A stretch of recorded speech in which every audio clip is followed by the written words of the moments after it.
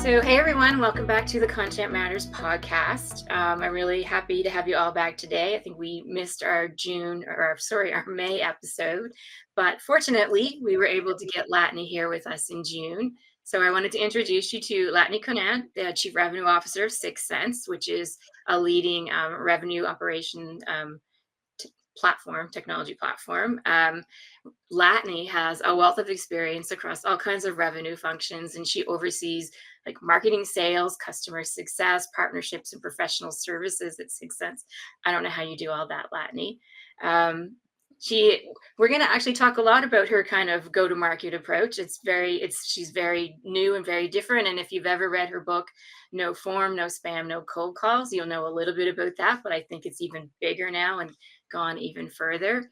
And Latane's also the founder of the CMO Coffee Talk, which has 3,000 members, and the Empowered CMO Network. So, Latane, I'm really glad that we were able to work this out and that you were able to join us today. Barb, thanks for having me on. I'm excited to talk about all these new topics, new and compelling topics.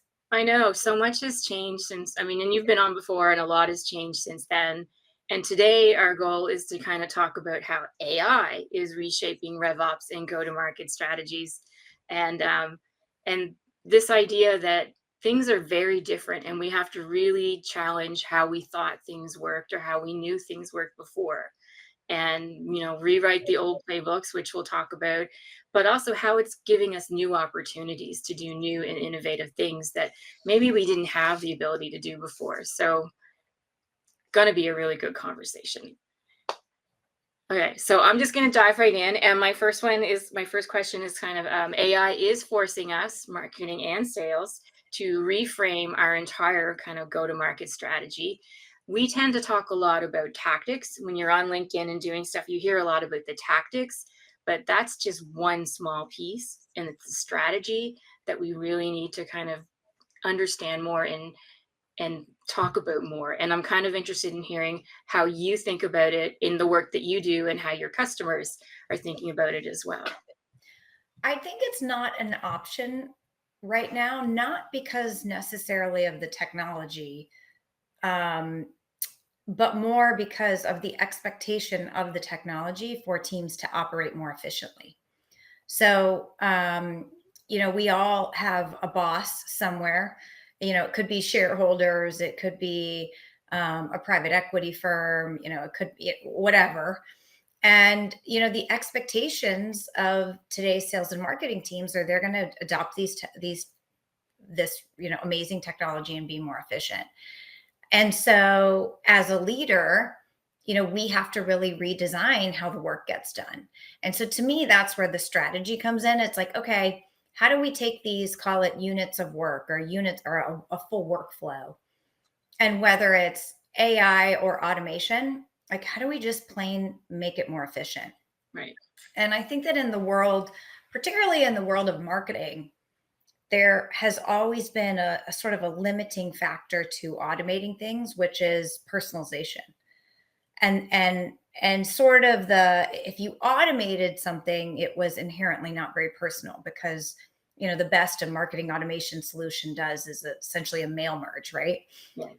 And so if you wanted something to be really personal, it meant it took a lot of man hours to develop that content, to orchestrate that journey. And what we're seeing is this kind of, new pair of shoes, so to speak, or, all new outfit, which allows you to both have automation and personalization.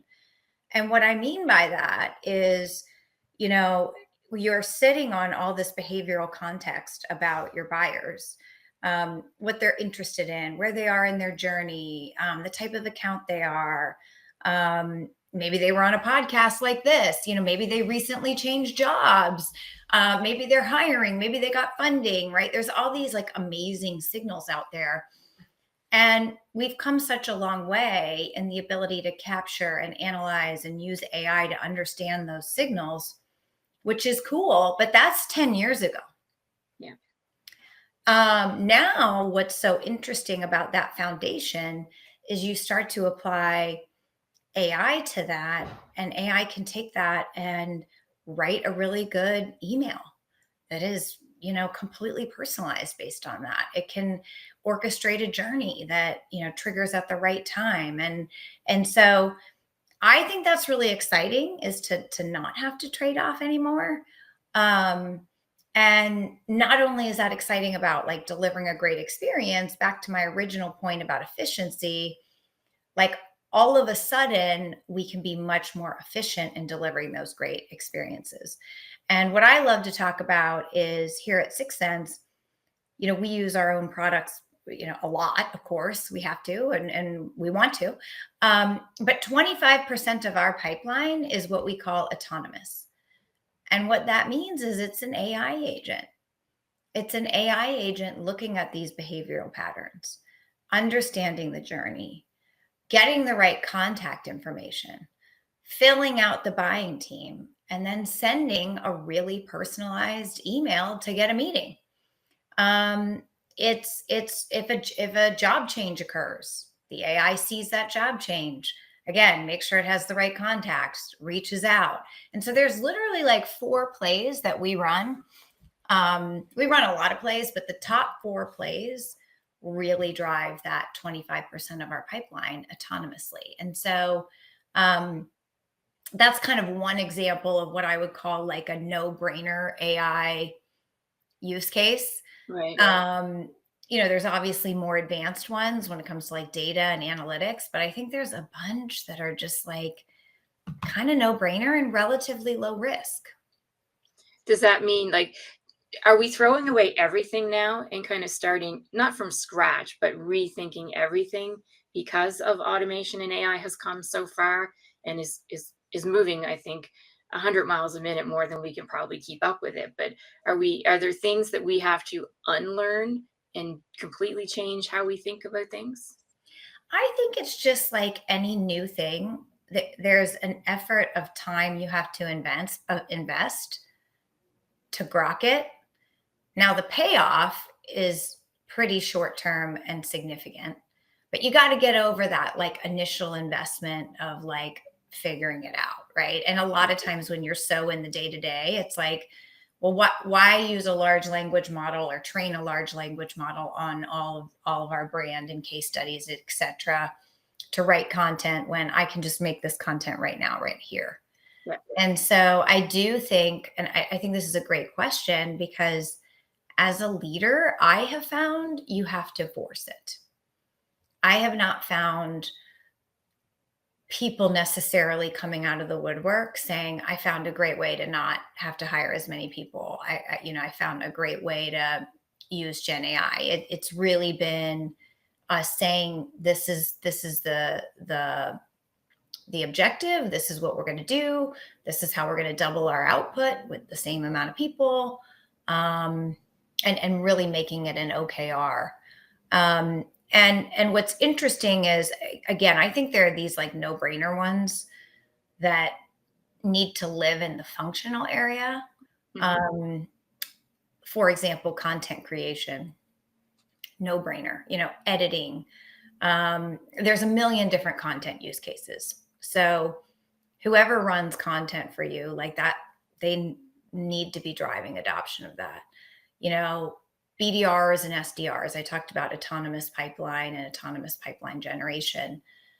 Again, demand, the person who runs demand gen, like these are no-brainer use cases, and they're highly effective. So whether you use Sixth Sense, I hope you do, or something else, like I think they're important to investigate and drive. And then I think there's more like interesting ones that can be more driven from like RevOps or ops, that maybe need more cross, functional support and things like that. So one of the things that we did, which was a highly cross-functional initiative, is we took all of the information about our product and trained an agent, built and trained an agent to be able to answer questions right in our product. And so this was webinars, product documentation, support tickets, right? So it was a pretty big initiative to wrangle that all.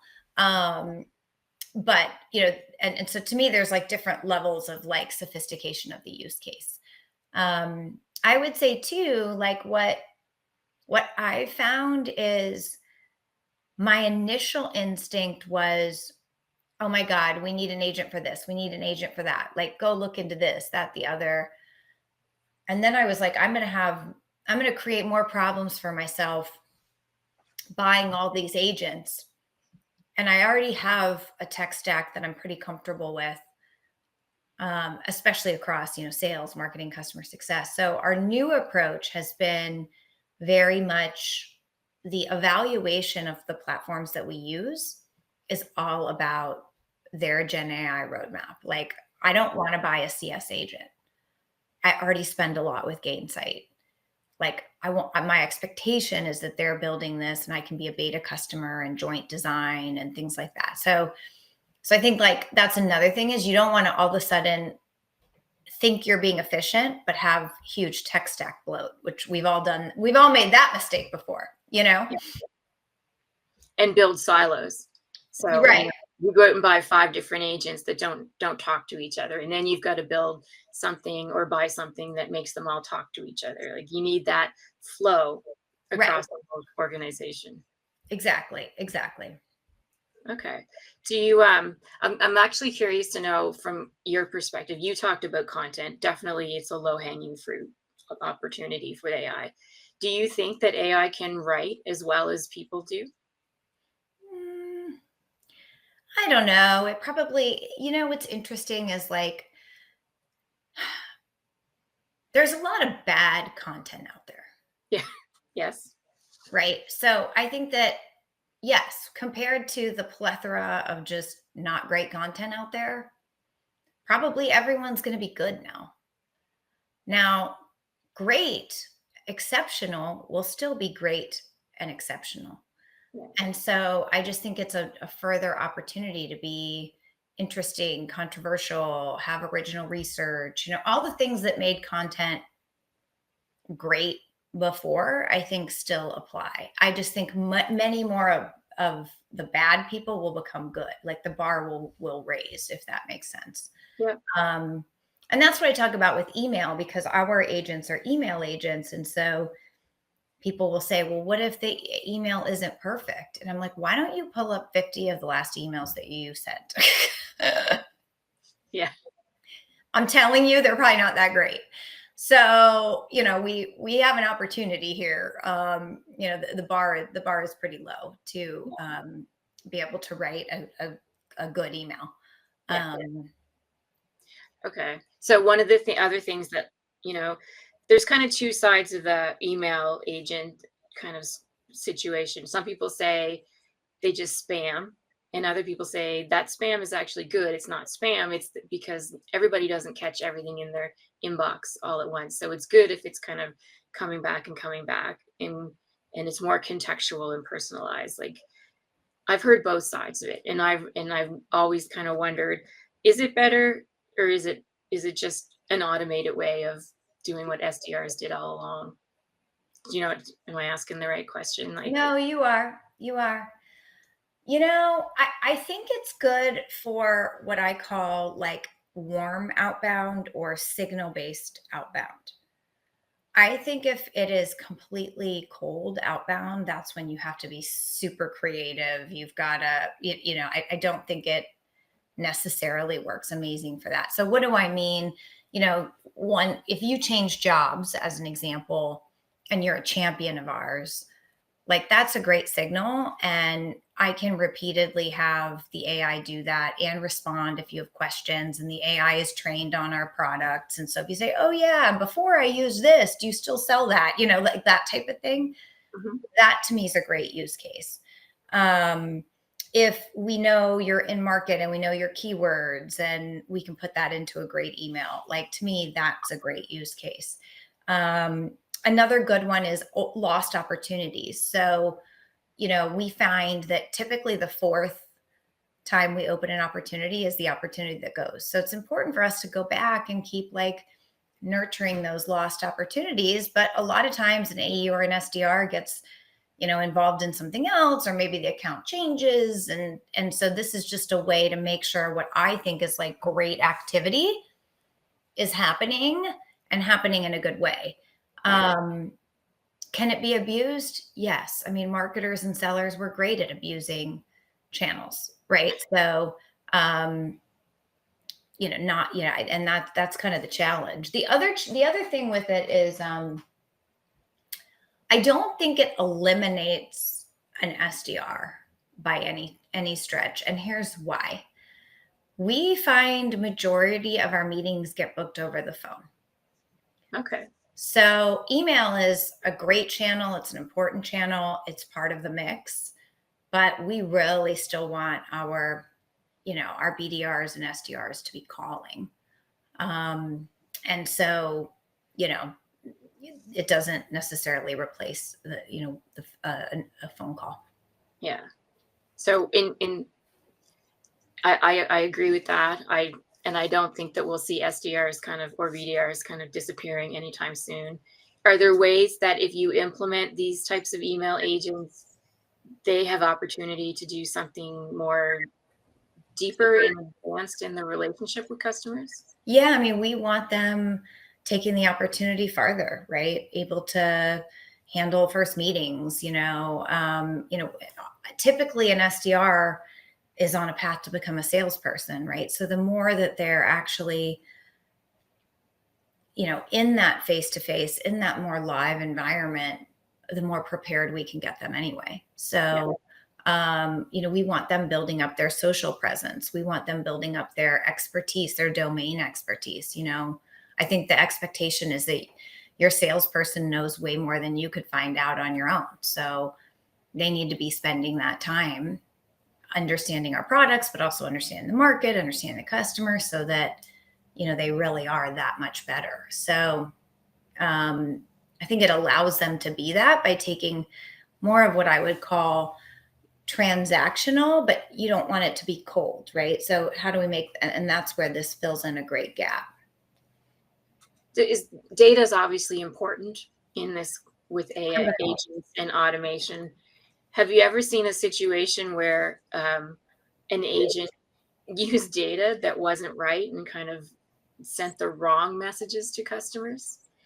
I mean, it's funny, I get emails all the time from like our competitors and stuff. And I'm like, this is odd. I'm like, so yes, of course. It's data, it's the cleanliness of the data, it's, keeping it up to date. And that's why I love, that's a great use case too for automation. Contact data gets stale really quickly. So how do we make sure that we've got always on enrichment plays, keeping our data fresh, which is another thing we do with 6th Sense, which I think is important. But yeah, I mean, there's always opportunities for greatness, and then there's always opportunities for mediocrity. And both will happen, definitely. Yeah. When you set up when you think about AI in your organization at 6th Sense, and you think about the strategy of how you use it, did you create kind of a overall governance strategy with guidelines, or are you thinking about doing that? Like, that seems to be the thing that a lot of companies skip over in their rush to just get AI implemented in some way. And it seems to me that would be a very important thing that they need to make sure they have in place, especially where every one of your employees could go out and leverage AI in some way without you even knowing it and not using it the right way. Yeah, I think there's different levels. There's like I'm an individual at 6th Sense and I want to just use this to do my job, which is, to me, IT licensing and provisioning. And, it's just like, I don't go out and use whatever HR system I want, right? Or whatever CRM I want. So I think there's, aspects that are just in the day-to-day work that, you want your CIO to drive. I think then there's like functional needs that, again, kind of back to your tech stack and the vendors that you work with, that as a leader, it's inherent on you to say, I vetted this company, they meet our business needs. We know they're doing this in a safe way. We know this is not going to go into the broader large language model and train it. It's kind of a walled garden. This is our strategy. This is what I want you to use. And so that's been our approach. It's sort of, it's collaborative, but I will say as a leader, you have to push, like, your GC and your CIO, their job is to manage risk. And this is new. Yeah. And so, you're going to, but they don't ultimately hold the revenue number, you do. And so you have to think about, like, what is the risk reward trade-off of what I'm doing, right? And again, content for marketing, sales and marketing emails. To me, these are not like we're not putting our customer data, or our customers' data into a large language model, right? We're not putting our financial information into a large language model, So to me, it's kind of like, what's the risk reward? And like, that's why even the product one that I talked about, like, we wanted to work more collaboratively with the product team on that to make sure that, we wouldn't want all of our product documentation maybe getting out or whatever, we wanted to have that more of a controlled environment. Yeah. Did you have to set up training with your employees? Like, are they trained? Are there SOPs in place that tell them these are the right ways and the wrong ways to leverage the tools? Yeah, it's interesting. What I have found is there's sort of people that have taken it upon themselves to be the experts. And so in every function, there's I would call it an early adopter that we've just seen is super curious about it. And then we've gone and like deemed them kind of the AIs are for leading the trainings. And it's been an opportunity for people to raise their hand that want visibility and want to lead and, want to take a bigger role. I think as this matures, the expectation is that it lives in RevOps and enablement and things like that. But again, given the newness, there's always like those people that are just naturally curious and want to try the newest and greatest stuff. And like, what a fantastic opportunity for them. Yes. And they can bring others along with them, which is pretty cool to do. Yeah. Yeah. And it's often a peer, right? Like, do you want to learn, if you're in sales, do you want, someone in ops teaching you how to use Gen AI to use your job? Or do you want, a peer that's been to club multiple times saying, hey guys, this is what I've done? You want the peer. So it's also even that much more effective, I think, when it's like, these are battle tested things that as a top rep I'm doing. Right.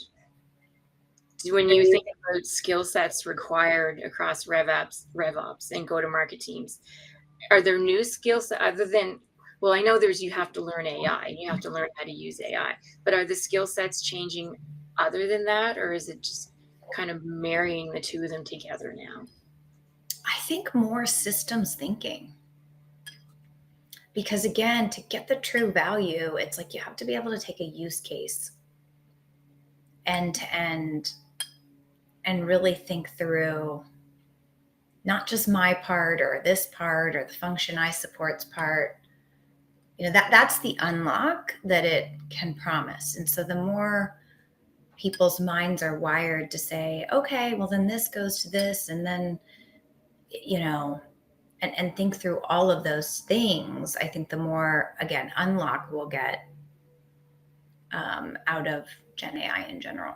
That sounds like new training though. Like, I think a lot of people in marketing and sales, they know their job and they do their job well, and they know kind of their specific type of job. Like, people who write content know how to write content. They don't think about how you sell or, how a BDR talks to someone. And I think that you almost have to train them for that bigger way of thinking. And I wonder how much companies are actually doing that as opposed to just leaving them go to their little silos and trying to figure it out after the fact. It's like training and exposure, right?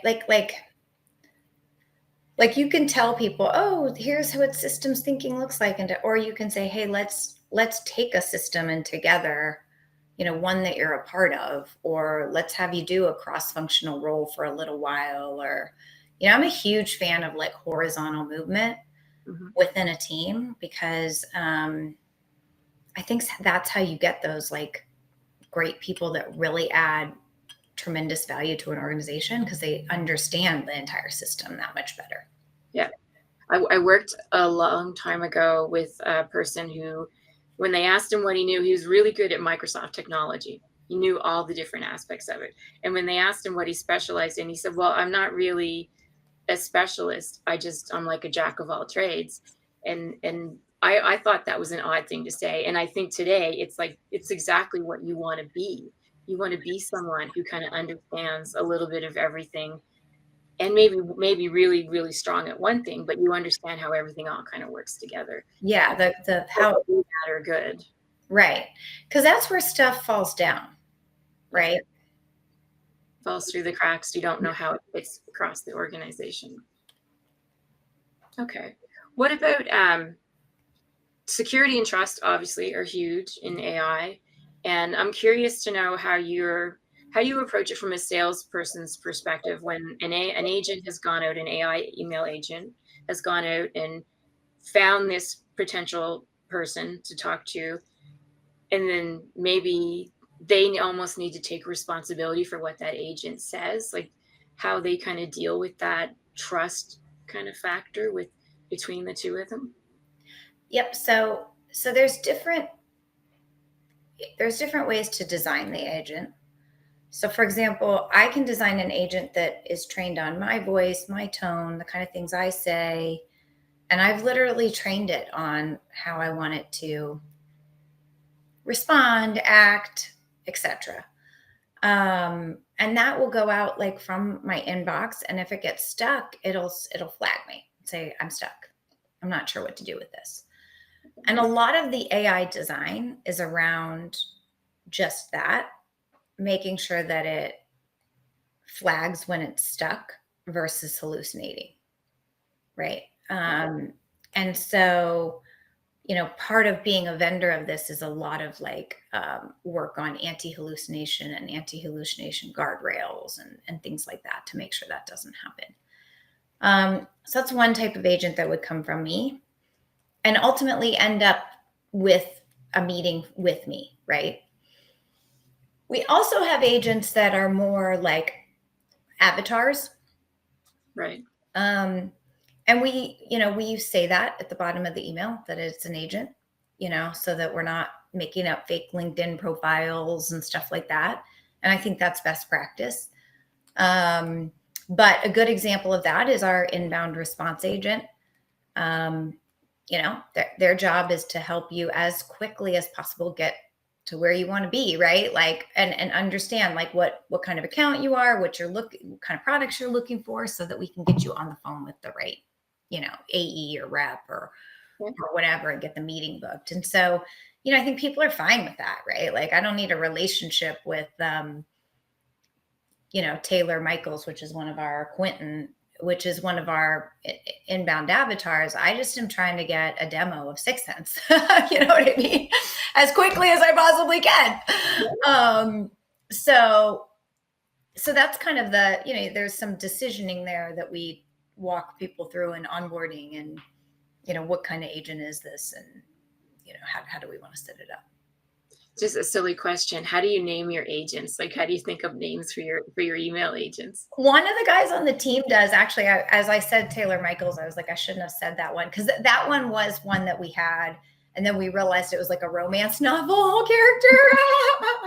So he's been decommissioned, but Quentin is still going. Let's talk.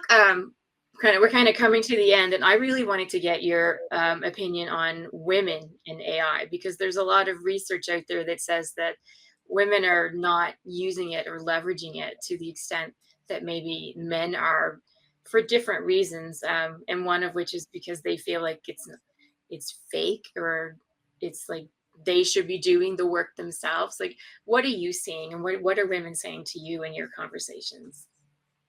Well, before I answer that, I'm going to say something that I've been biting my tongue not saying. Biting my tongue.